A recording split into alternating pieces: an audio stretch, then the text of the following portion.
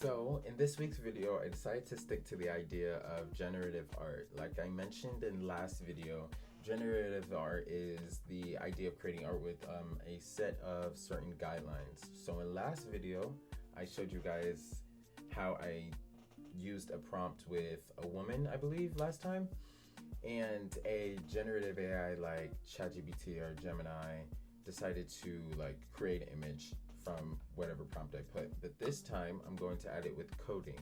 With we all know how coding goes with programming. It's a bunch of ones and zeros. But in this video I wanted to attach it to the things that I like and the things that I'm more interested in, especially with concerts and visualization and things like that. So let's get into it.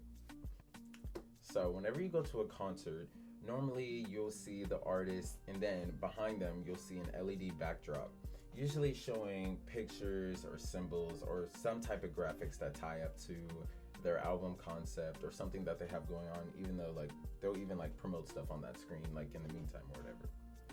So this cool tool that I've been using actually for like a very long time, and I'm still learning how to use it because I don't know like coding that well, is an app called Hydra. It mixes visual and live coding to produce art. So it'll make like different colors and different lines and different all these, and it will react to like yourself live. Basically, while you're coding, it reacts as it does it. So you can just play around, mess around with it. And actually, I want to show you guys right now. So this is Hydra. Hydra is this visual and live coding tool that just produces art when you put different codes and numbers in. So I've been playing with this app for a long time and honestly still trying to get used to it. But it's super cool. So right here it will just show the actual creator have made. It also gives credit to them in the right corner, in the top corner. But you can see all the saturation, the scale. You can change literally everything. And like when you see this in like, when I look at this app, I think of the idea of like the backdrop on concerts and how like this can genuinely like change from like song to song just by like somebody in the background just putting in the codes as it goes. And I think that's just so cool and fascinating, like all these different ways it can produce lines and dots, codes, and all this. It's great. It makes like these really cool visual aspects.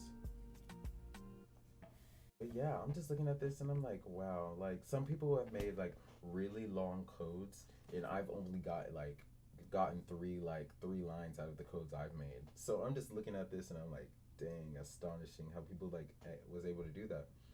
But yeah, this is all generative and going in live time.